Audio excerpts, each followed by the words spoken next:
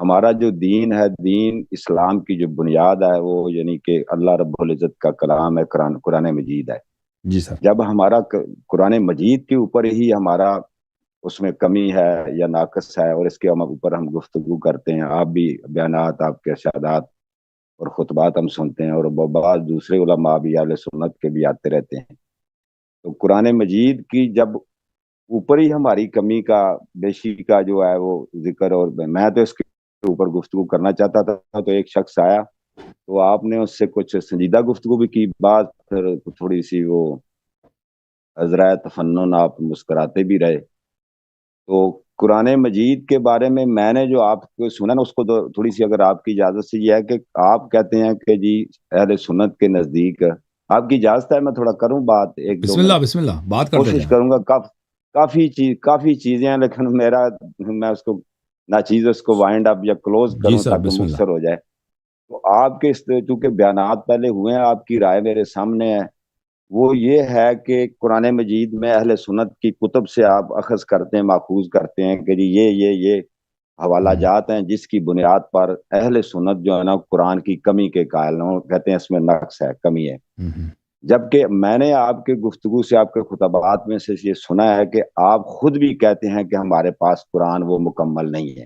اچھا، جب آپ کا یہ ادعا ہے یا آپ کا یہ دعویٰ ہے کہ یہ قرآن اہل سنت والے کی کمی ہے، وہ بیشی ہے، تو جب ہمارا آپ کہتے ہیں تو پھر آپ اس کے بدلے میں آپ ہمیں کامل دکھائیں نا، آپ ہمیں کامل دین قرآن ہی پاک ناقص ہے نا، پیش کریں۔ دین ہی ناقص ہے بھائی، اس کے علاوہ کوئی چارہ ہی نہیں ہے۔ دین دیکھیں اس اچھا، کے مسلمان، ہاں، اچھی بات، ایک منٹ، دین ہی مسلمانوں کے ٹھیک ہے، پاس اس کا ناقص ہے، جواب آ گیا۔ قرآن بھی سنت دونوں۔ آگے پھر اب آپ سے تفسیر سے بات لے لیتے، دین ہی آپ نے کہہ دیا ناقص ہے، تو 14 صدیاں گزر گئی ہیں، اور میرے یعنی کوئی کہہ لیں اشکالات کہہ لیں یا اعتراضات کہہ لیں، میں آپ سے محبت کا ایک عقیدت کا ایک رشتہ ہے، اس میں وہ نہیں کرنا چاہتا اس کو خراب۔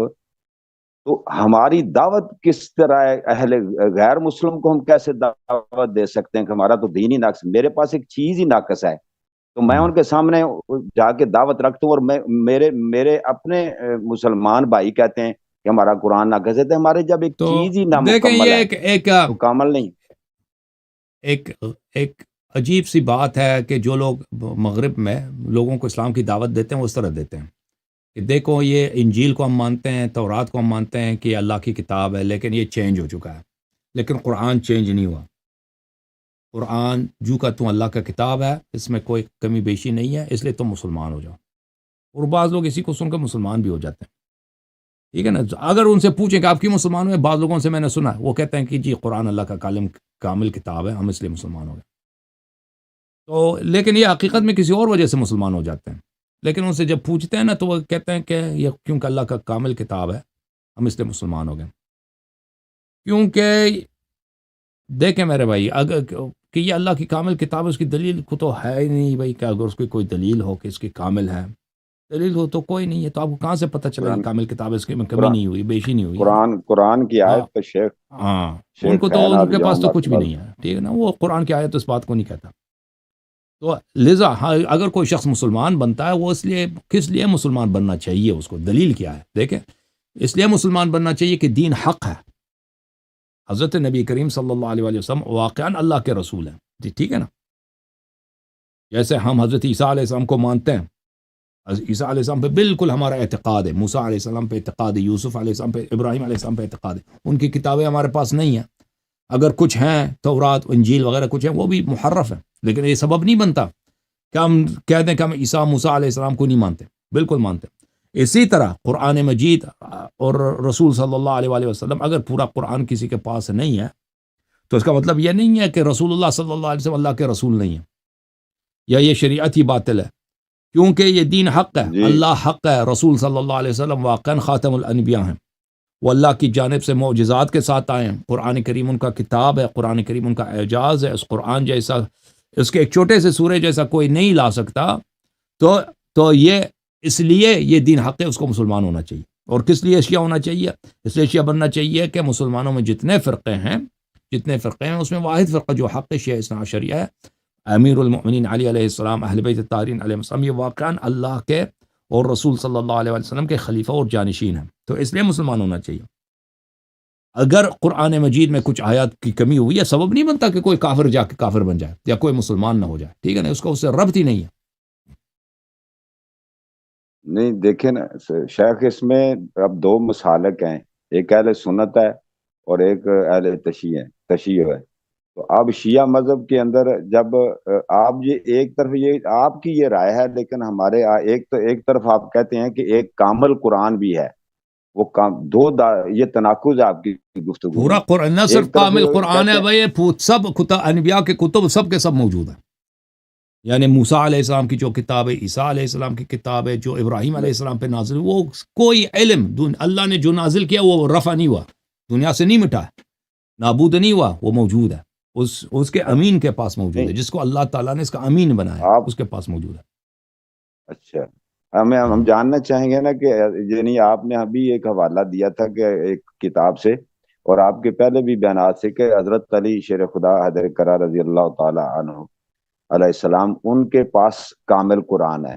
ایک طرف آپ کہتے ہیں ان کے پاس کامل قرآن ہے، ایک نقطہ اس سے پہلے جو ایک شخص سے بات کر رہے تھے، وہ یہ آپ کہہ رہے تھے کہ یہ جو ان الذین یکتمون سورۃ بقرہ آیت نمبر 160 کے اوپر آپ بات کر رہے تھے، تو جو سورت احزاب ہے اس کے اوپر جو ہماری یعنی اہل سنت کی کتب سے اب حوالے دیتے ہیں، اس کی بنیاد پر تو یہ ہے کہ وہ اگر بالفرض ان کو مان بھی لیا جائے، تو وہ تو کہہ رہے ہیں کہ اس میں یہ چیز کی ہمیں تھوڑی کمی یہ نظر آ رہی ہے، یہ اظہار ہو رہا ہے ان کتب سے، ان حدیث سے، ان اخبارات سے، لیکن نبی پاک صلی اللہ علیہ وسلم پر اس کا اطلاق نہیں ہو سکتا، کیونکہ ساری امت کہہ رہی ہے کہ نبی صلی اللہ تعالی وسلم نے قرآن بھی اس کی دلیل دیتا ہے کہ وما علینا الا البلاغ، اور بہت سی آیات ہیں، اشارے دیتا جاتا ہوں۔ اب جب کہ نبی کریم صلی اللہ علیہ وسلم نے وہ پورا کامل قرآن علی شیر خدا حیدر کرار علی المرتضیٰ کے پاس ہے، اور حضرت علی المرتضیٰ کے پاس سے جو ہم نے آپ کے سے جانا کہ وہ آپ نے اپنی اولاد کو منتقل کیا، جب اولاد کو منتقل کیا اور پھر حضور پاک کا تو بیان کر دیا انہوں نے، آگے پھر یہ ہے کہ وہ اس کو کتنے 11 ائمہ آئے، اس کے 14 صدیاں 15 صدیاں گزر گئی، شیعان علی بھی رہے، تھوڑے رہے یا زیادہ، کیا انہوں نے اس کامل قرآن کو جو ان کے پاس تھا پھر انہوں نے 12ویں امام کو دیا، وہ جو غیبت صغریٰ میں یا کبریٰ میں ہے، تو انہوں نے وہ قرآن مجید کیوں چھپایا، اور اس کے چھپانے کی کیا دلیل ہے پیچھے؟ کیا کوئی قرآن کا کوئی اللہ کا فرمان ہے قرآن سے، یا نبی کریم صلی اللہ علیہ اس وسلم کی کا وجہ فرمان یہی ہے، ہے، میں نے آپ کو یا بتا علی دیا شیر نا، خدا کا میں نے بہت دفعہ جواب دے دیا اس کی، دیکھیں اس کی وجہ وہی ہے کہ رسول صلی اللہ علیہ وسلم نے آیات چھپاتے تھے۔ رسول صلی اللہ علیہ وسلم مکے میں 5 سال 6 سال 7 سال تک جتنا عرصہ وہ اپنی نبوت کو چھپاتے تھے، اپنی رسالت کو چھپاتے تھے، قرآن کو چھپاتے تھے، وحی کو چھپاتے تھے، کہتے تھے میں نبی نہیں ہوں، ٹھیک ہے نا، اعلان نبوت نہیں کرتے تھے، وحی ان پہ اتر آتی ہے، کسی کو نہیں سکھاتے ہیں، صرف قلیل عدد جو مسلمان ہیں ہوئے ہیں ان سے کہتے ہیں بھائی، کسی کو چھپ کے کان میں جا کے کہتے ہیں کہ بھائی میں اللہ کا نبی ہوں، میرے پاس معجزات ہیں۔ وہ ایک وقت تھا سر، وہ مکی دور تھا، اس سے عرض کر رہا ہوں نکل نا، کے جب مدنی تو وجہ وہی ہے، سبب آپ نے پوچھا کہ انہوں نے کیوں قرآن ظاہر نہیں کیا، یہ بالکل رسول صلی اللہ علیہ وسلم کی سنت پر ہے کہ جس وجہ کی وجہ سے رسول اللہ صلی اللہ علیہ وسلم نے قرآن ظاہر نہیں فرمایا، اس کی وجہ کیا تھی؟ اس کی وجہ یہ تھی کہ وہ وقت مناسب نہیں تھا، اگر وہ اس زمانے میں کرتے رسول صلی اللہ علیہ وسلم شاید شہید ہو جاتے، پھر کوئی دین ہی نہیں رہتا، ٹھیک ہے نا۔ آج بھی مکہ جو ہے بت خانہ ہوتا ہے۔ امیر المؤمنین علی علیہ السلام نے قرآن ظاہر کیا، ٹھیک ہے نا، ظاہر کیا ہے۔ دیکھیں آپ اپنی علماء سے پوچھیں نا، پھر میں کہتا ہوں میرے پاس جواب نہیں ہے، آپ اپنے علماء سے پوچھیں کہ آپ نے کتاب میں تو لکھا ہے کہ علی علیہ السلام نے قرآن جمع کیا تھا، تو وہ قرآن کہاں؟ اپنے علماء سے پوچھو نا، وہ اس کا اپنے علماء سے پوچھے کہ وہ قرآن کہاں ہے، تو پھر کیوں جھوٹ کہتے ہو کہ عثمان نے قرآن جمع کیا؟ نہیں ایک منٹ یہاں رکیے گا بساد احترام، اگر وہ قرآن اس شخص نے، یا میں بھی یہی جواب دیتا ہوں کہ وہ قرآن بعین ہی حضرت عثمان نے، پھر کیا مجبوری بن گئی، اور کتنی عجیب بات ہے عقل سے بھی، میری ناقص عقل سے بھی، کہ حضرت علی شیر خدا کے پاس ایک کامل قرآن موجود ہے، تو شیعان علی سچے مذہب کو کیا ضرورت پڑ گئی کہ وہ عثمانی صحیفے کے اوپر وہ اطلاع اس کو اس سے استفادہ حاصل کریں؟ اس کا جواب خود علی علیہ السلام نے دیا، اس کا جواب خود امیر المؤمنین علیہ الصلوۃ والسلام نے دی ہے، ٹھیک ہے نا، میں آپ کو دے دیتا ہوں، ایک منٹ دیکھیں۔ جب امیر المؤمنین علی علیہ السلام نے قرآن صحابہ کو دکھایا، صحابہ نے کہا ہم نہیں مانتے اس قرآن کو، تو انہوں نے اتمام حجت یہی کیا تھا ان سے کہ آج کے بعد اس قرآن کو نہیں دیکھو۔ اس کی وجہ کیا ہے؟ اس کی وجہ مختلف روایات سے ظاہر ہو جاتا ہے کہ اگر اہل بیت علیہ السلام اس کو ظاہر کرتے تو اس قرآن کو کوئی نہیں مانتا۔ اس کی وجہ یہی بنتی کہ وہ سب اس کی مذاق اڑائیں اور اہل بیت علیہ السلام شہید ہو جائیں، سب قتل ہو جائیں۔ اس کی وجہ یہی تھی کیونکہ اس امت کو اپنے صحابہ سے اتنی محبت ہے، ابو بکر عمر سے محبت ہے اتنی کہ وہ تصدیق نہیں کریں گے کہ کوئی ایک چیز آپ اس کو دکھائیں کہ ان میں ابو بکر عمر کی شان کے خلاف ہے یہ۔ لیکن اس قرآن کو کیوں مانتے ہیں؟ کیونکہ یہ سب قرآن ہے۔ یہ کتاب سلیم ابن قیس ہلالی ہے، جزء ثانی ہے، یہاں پر حدیث نمبر 4 ہے، اس میں ایک طویل حدیث ہے۔ اس میں یہ لکھا ہے کہ جب امیر المؤمنین علیہ السلام نے دیکھا کہ امت نے ان کے ساتھ غداری کی ہے تو وہ اپنے گھر بیٹھے۔ وَأَقْبَلَ عَلَى جَمْعِ عَلَى الْقُرْآنِ يُؤَلِّفُهُ وَيَجْمَعُهُ، تو وہ انہوں نے شروع کیا قرآن کو تألیف کرنا، یعنی جمع کرنا ترتیب کے ساتھ اور جمع کرنا۔ فَلَمْ يَخْرُجْ مِنْ بَيْتِهِ حَتَّى جَمَعَهُ، اور وہ اپنے گھر سے نہیں نکلے یہاں تک کہ انہوں نے قرآن کو جمع کیا تھا۔ بھلے فی الصحف والشذاذ والاسیار والرقاء، انہوں نے قرآن کو جمع کیا تھا، پھر اس کو ایک تھیلے میں ڈالا تھا، تھیلے پہ انہوں نے تھیلے کو لے کے آئے تھے۔ فجمعه في ثوب واحد وختمه ثم خرج الى الناس وهم مجتمعون في مسجد مع ابي بكر في مسجد رسول الله صلى الله عليه وآله فنادى علي عليه السلام باعلى صوته۔ تو قرآن کو جب انہوں نے جمع کیا تھا تو وہ قرآن کو لے کے آئے مسجد میں، لوگ ابو بکر کے ساتھ بیٹھے ہیں، تو انہوں نے بلند آواز سے لوگوں کو پکارا ہے اس طرح۔ میں اس کو فل پیج کرتا ہوں تاکہ سب کو نظر آئے۔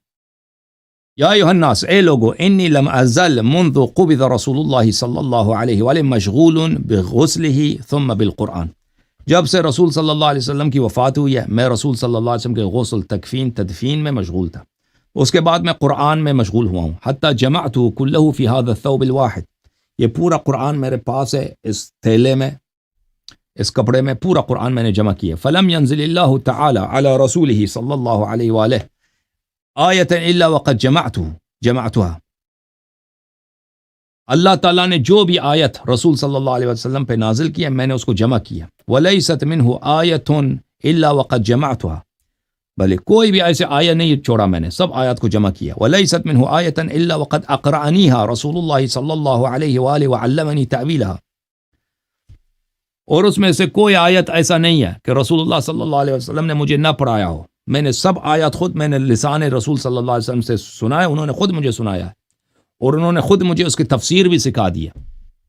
ثم قال لهم علی علیہ السلام لئن لا تقولوا غدا انا كنا عن هذا غافلین، آج کے بعد میں حجت تمام کر رہا ہوں، مجھ سے گلایہ نہیں کرنا، مجھ سے شکوہ نہیں کرنا مسلمانوں صحابہ کہ آپ نے قرآن جمع کیا تھا، ہمیں پتہ ہی نہیں تھا کہ آپ نے قرآن جمع کیا، ہمیں تو اس کا علم ہی نہیں تھا۔ ثم قال لهم علی علیہ السلام لئن لا تقولوا یوم القیامہ انی لم ادعوکم الی نصرتی ولم اذکرکم حقی، گلایہ نہیں کرنا مجھ سے کہ میں نے آپ کو روز قیامت، مجھ سے گلایہ نہیں کرنا کہ میں نے آپ کو اپنی نصرت کی طرف نہیں بلایا کہ میری نصرت کرو، میں تمہارا امام ہوں، اور میں نے اپنا حق تمہیں یاد نہیں دلایا۔ وَلَمْ أَدْعُكُمْ إِلَىٰ كِتَابِ اللَّهِ مِنْ فَاتِحَتِهِ إِلَىٰ خَاتِمَتِهِ، اور یہ گلایہ نہیں کرنا روز قیامت کہ میں نے قرآن تم پہ عرضہ نہیں کیا اور قرآن کی طرف تم کو نہیں بلایا، قرآن کی فاتحہ سے لے کر قرآن کی خاتمہ تک۔ فقال عمر ما اغنانا ما معنا من القرآن اما تدعونا الیہ، عمر نے کہا کہ ہمیں ضرورت ہی کیا ہے آپ کے قرآن کی، ہمارے پاس جو قرآن ہے ہمیں جو آتا ہے وہی کافی ہے، آپ کی کوئی ضرورت قرآن کی ضرورت نہیں ہے۔ ثم دخل علی علیہ السلام بیت، علی علیہ السلام اپنے گھر چلے گئے، ٹھیک ہے نا، تو انہوں نے صحابہ نے خود ٹکرا دیا۔ اچھا یہ ایک مقام پر، اچھا یہاں پر حدیث الحادی عشر، 11ویں حدیث میں، وہاں پہ یہ بھی لمبی حدیث ہے، وہاں پر طلحہ نے امیر المؤمنین علیہ السلام سے بات کرتے ہوئے کہا یا ابا الحسن اريد ان اسالک عن شیء اريد اسالک عن، ایک بات میں سوال کرنا چاہتا ہوں۔ رأیتک خرجت بثوم مختوم فقلت، ایک دن آپ ادھر آئے تھے، آپ کے پاس ایک تیلا تھا، تیلے پہ وہ مہر بھی لگا تھا، اور آپ نے کہا ایھا الناس، آپ نے کہا تھا کہ اے لوگوں، میں رسول صلی اللہ علیہ وسلم کے دفن و کفن و تدفین میں مشغول تھا۔ بغسله وتكفينه ودفنه ثم شغلت بكتاب الله حتى جمعته، پھر میں نے قرآن پہ مشغول ہو گیا، میں نے قرآن جمع کیا. فهذا كتاب الله مجموعا لم يسقط منه حرف، یہ کتاب اللہ ہے، اس میں ایک حرف بھی کم نہیں ہے. فلم ارى ذلك الكتاب الذي كتبته والفت وقد رأي والفت، میں نے وہ کتاب نہیں دیکھا ہے. وہ کتاب کہاں ہے جو کتاب آپ نے جمع کیا تھا، اللہ کی کتاب؟ اس زمانے میں مسلمانوں کے پاس کوئی کتاب نہیں ہوتا تھا، قرآن بھی نہیں تھا کسی کے پاس، ٹھیک ہے نا. وہ کتاب کہاں ہے؟ وَلَقَدْ رَأَيْتُ عُمَرَ بَعْثَ إِلَيْكَ حِينَ اسْتُخْلِفَ أَنْ أَبْعَثَ بِهِ إِلَيْهِ فَأَبَيْتَ أَنْ تَفْعَلَ، اور مجھے یاد ہے کہ عمر نے آپ کے پاس پیغام بھیجا تھا کہ وہ قرآن مجھے دے دو، مجھے میرے حوالے کر دو، تو آپ نے کہا تھا کہ نہیں، تیرے حوالے نہیں کر سکتا. فدعا عمر الناس فإذا شهد اثنان على آية قرآن كتبها وما لم يشهد عليها رجل واحد رماها ولم يكتبه. پھر عمر نے، جب آپ نے عمر کو قرآن نہیں دیا تو عمر نے لوگوں سے قرآن لینا شروع کر دیا. لوگوں سے دو شاہد آتے تھے، شہادت دیتے تھے کہ قرآن ہے، تو وہ آیت لکھتے تھے. اگر کوئی ایک شاہد ملتا تھا تو وہ قرآن کی آیت نہیں لکھتے تھے. تو بہت سارے آیات اسی میں، کیونکہ شاہد نہیں ملے، آیات اس میں سے نہیں لکھے گئے. وقد قال عمر وانا اسمع انه قد قتل يوم اليمامه رجالا كانوا يقرؤون قرانا لا يقرأه غيرهم فذهب. میں نے یہ بھی سنا عمر سے، عمر کہہ رہے تھے کہ بہت سارے صحابہ تھے کہ جنگ یمامہ میں یہ شہید ہو گئے، قتل ہو گئے، تو ان کو بہت سارے آیات ان کے پاس تھے، دوسروں کے پاس نہیں تھے، تو وہ آیات بھی ان کی موت کی وجہ سے یہ آیات بھی جو ہے ضائع ہو گئی. وقد جاءت شاة الى صحيفة وكتاب عمر يكتبون فاكلتها وذهب ما فيها. اور ایک دمبا آیا تھا، عمر کے لوگ وہاں پہ قرآن کتابت کر رہے تھے، تو اس دمبے نے بھی بہت سارے آیات کھا لیے، اس جانور نے کچھ آیات اس جانور نے کھا لیے، اور وہ بھی آیات ضائع ہو گئے. اچھا. والکاتب یومئذ عثمان اس کتاب کو لکھ رہا تھا. اچھا. وسمعت عمر يقول واصحابه الذين الفوا ما كتبوا على عهد عثمان ان الاحزاب كانت تعدل سورة البقرة.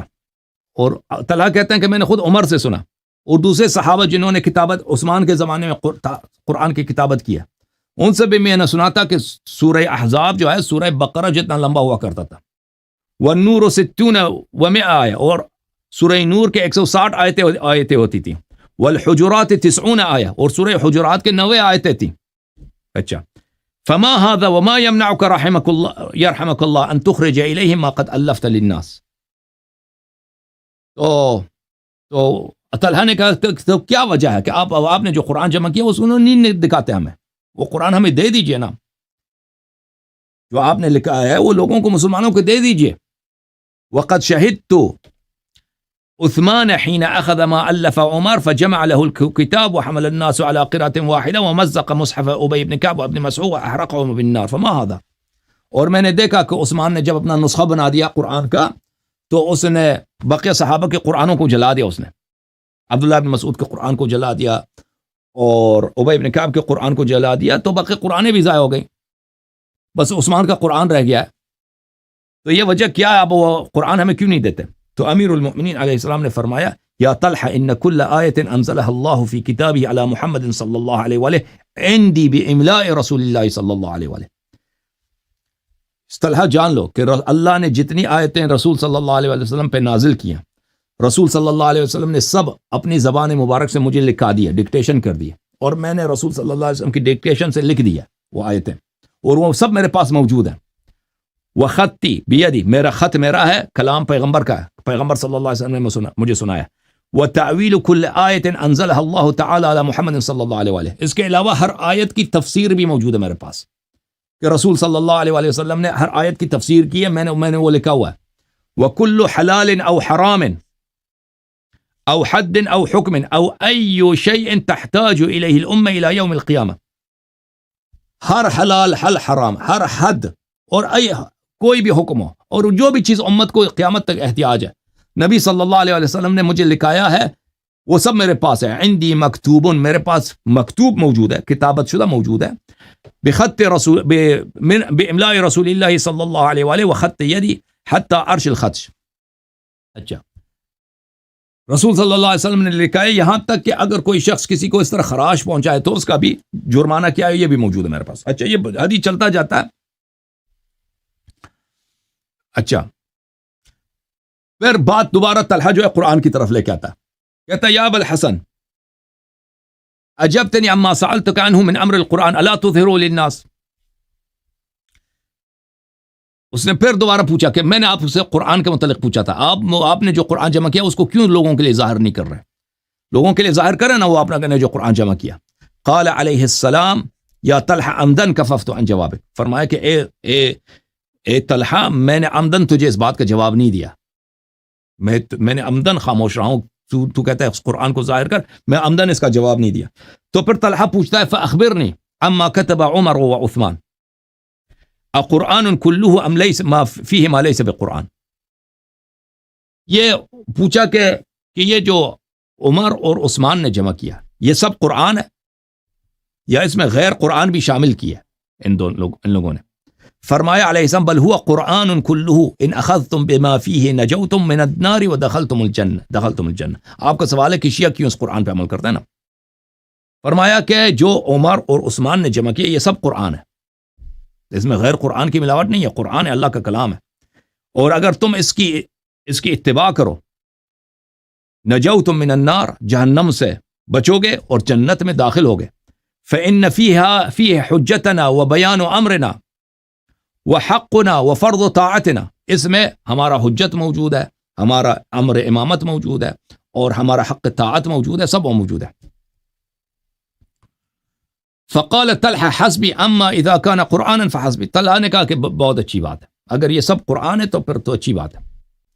ثم قال طلحہ فاخبرنی عما فی یدیک من القرآن وتأویلہ وعلم الحلال والحرام الى من تدفع ومن صاحبه بعدک. تو طلحہ نے پوچھا کہ تیرے پاس جو قرآن ہے، آپ کے پاس جو قرآن ہے اور آپ نے جو رسول صلی اللہ علیہ وسلم سے وہ سارا علم لکھا ہے حلال و حرام کا، یہ کس کے لیے رکھا آپ نے، کس کو دو گے اپنے بات؟ قال علیہ السلام الی الذی امرنی رسول اللہ صلی اللہ علیہ وآلہ ان ادفعه الیہ. امام علی علیہ السلام نے فرمایا اسی شخص کے حوالے کروں گا جس کا رسول صلی اللہ علیہ وسلم نے مجھے حکم دیا کہ اپنے بات یہ قرآن میں نے کس کو دینا ہے، پیغمبر نے مجھے حکم دیا اسی کو دوں گا. قال من ہوا، طلحہ نے پوچھا وہ کون ہے؟ رسول صلی اللہ علیہ وسلم نے کیا بولا ہے، کس کو دینا ہے آپ نے یہ قرآن؟ فرمایا وصی و اولی الناس بالناس بعدی، فرمایا وہ میرا وصی ہے اور لوگوں کا حقیقی امام میرے بعد وہی ہے. ابنی ھذا الحسن، میرا یہ بیٹا حسن. ثم يدفع ابنی الحسن عند موتی الى ابنی الحسین، اور امام حسن علیہ السلام میرا بیٹا اپنے موت کے وقت اسی قرآن کو اور بقیہ علوم کو میرے بیٹے امام حسین علیہ السلام کے حوالے کرے گا. ثم يصير الى واحد بعد واحد من ولد الحسین، اور یہ اسی طرح دست بدست چلتا جائے گا امام حسین علیہ السلام کے فرزندوں کے درمیان. حتى يرد آخرهم على رسول الله صلی اللہ علیہ وآلہ حوضہ وهم القرآن والقرآن ما هم لا يفارقونهم ولا يفارقون. اور قرآن کبھی ان سے الگ نہیں ہوگا، قرآن وہ یہ کبھی قرآن سے الگ نہیں ہوں گے، ہمیشہ اولاد امام حسین علیہ السلام ائمہ اثنا عشر علیہ السلام کے پاس رہے گا. ٹھیک ہے نا؟ تو یہ آپ کا جواب ہے، ٹھیک ہے نا، کہ ہم اس قرآن کی کیوں اتباع کرتے ہیں. کہ اہل بیت علیہ السلام نے فرمایا کہ یہ اس قرآن میں سب چیز کا بیان، یہ سب جو موجودہ قرآن ہے عمر اور عثمان نے جمع کیا قرآن ہے، لیکن انہوں نے حکم دیا کہ اگر تم اس کی اتباع کرو گے یہ حق ہے یا اور اس جنت میں جاؤ. یہ جو کتاب کا میں نے سوری ٹو معذرت میں یہ کتاب سلیم ابن قیس سے پڑھا تھا والا یہ اپنے جی ہاں. اچھا، یہ اور اس میں کہیں جو بھی پڑھا جو کہ لمبی حدیثی، کیا کوئی ایسا نقطہ تھا کہ آپ اس کو چھپائیں اپنے وصیوں کو یا لوگوں کو نہ بتائیں؟ پوچھا تھا کہ آپ اس کو کیوں نہیں دکھا رہے؟ امیر المومنین علیہ السلام نے کہا کہ میں اس کا عمدن جواب نہیں دیا. پھر اس نے پوچھا کہ کس کو دو گے؟ ہاں بتا ایک جملہ ایڈ کر دوں کہ یعنی کہ قرآن مجید میں بڑی سخت وعید ہے یہ جو سورۃ بقرہ 160 اور بھی بے جا جگہ، بے شمار جگہ کہ جو یہ اس کے لیے دیکھیں، یہ وہ ان کے لیے وہ یہود و نصارات ہے، ان کے پاس نشانیاں تھیں رسول پاک صلی اللہ علیہ وسلم کی. ٹھیک ہے نا؟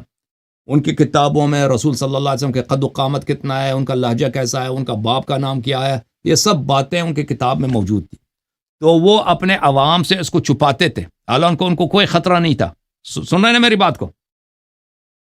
سن رہے ہیں نا بھائی صاحب؟ جی جی میں سن رہا ہوں. یہ ان کے لیے کہ وہ ان کے لیے کوئی خطرہ نہیں تھا, وہ اس کو سناتے تھے. امیر المؤمنین علیہ الصلوۃ والسلام ہر کام ہر فعل وہ کرتے ہیں رسول صلی اللہ علیہ وسلم کے حکم سے. رسول صلی اللہ علیہ وسلم نے جب ان کو حکم دیا ہے کہ میرے بعد اس کو عرضہ کرو, وہ لوگ نہیں مانیں گے تو پھر اپنے پاس رکھ لینا امام مہدی علیہ الصلوۃ والسلام کے آنے تک. تو یہ آیات کا ان سے تعلق ہی نہیں. پر بہت ساری روایات میں ملتا ہے کہ اس میں ایسی باتیں ہیں کہ مسلمان نہ اس کو قبول کریں گے نہ برداشت کریں گے. ٹھیک ہے نا, جب تک کہ تلوار گردن پہ نہ ہو مسلمان اس کو قبول نہیں کریں گے. اچھا ویسے چلے چھوٹا سا ضمن اسی میں اس کو کر کے ختم کرتے ہیں کہ امام علی رضا شاید ہیں یا کوئی امام ایسے موسیٰ کاظم ہے آئی تھنک بنو عباس کے دور حکومت میں, تو اس وقت کیا تمام 11 ائمہ کے کبھی بھی اتنے انصار نہیں تھے کہ یہ چیزیں آپ کا بعض اوقات کئی دفعہ آپ نے فرمایا کہ انصار نہیں ہوتے, جان کا خطرہ ہے, تقیہ کرنا چاہیے, اور اپنے مومنین شیعوں کو بھی وہ تلقین کرتے بھی اپنی جان کی حفاظت کے لیے تقیہ کریں, بات کو چھپا لیں جان کے وغیرہ وغیرہ. تو کیا کبھی انصار نہیں, جبکہ معلوم ہوتا ہے کہ آپ کو تو بہت محبت کرنے والے فالوور سے, تو وہ کسی وقت اتنے سب ائمہ علیہ السلام شہید ہو گئے, سب جیل میں چلے گئے, سب شہادت تو سر بڑے بڑے فوج سپاہ سر زیادہ تعداد میں فوج ہو تو وہ تو شہادت تو ہو ہی جاتی ہے انسان کی جب مار کا ہوتے ہیں. تو ویسے میں عرض کر رہا ہوں کہ پوچھ رہا ہوں جب اپنی معلومات ائمہ طاہرین علیہ الصلوۃ والسلام کے کبھی اتنے نہیں تھے سپاہی. ایک شخص آیا نا امام جعفر صادق علیہ السلام کے بارگاہ میں کہا کہ آپ جہاد کیوں نہیں کرتے, آپ کے اتنے سپاہی ہیں. تو امام علیہ السلام نے وہاں پہ ایک تندور تھا, تندور میں آگ تھا, تو فرمایا کہ اس میں کھود جاؤ. اس نے کہا کہ مولا یہ کیا حکم ہے, ہمیں کس تندور یا آگ ہے میں جل جاؤں. وہاں پہ ایک اور صحابی تھا, اس سے کہا کہ کھود جاؤ, وہ فوراً کھود گیا. امام علیہ السلام نے کہا کہ اگر بات کرتے اس کہا کہ اس جیسے میرے پاس 40 آدمی ہوتے تو میں جہاد کر لیتا. بات کرتے رہے, بہت عرصے تک بات کرتے رہے, پھر اس شخص سے کہا نکل جاؤ. وہ تندور سے نکل آیا, اس کو کچھ بھی نہیں ہوا. ٹھیک ہے نا.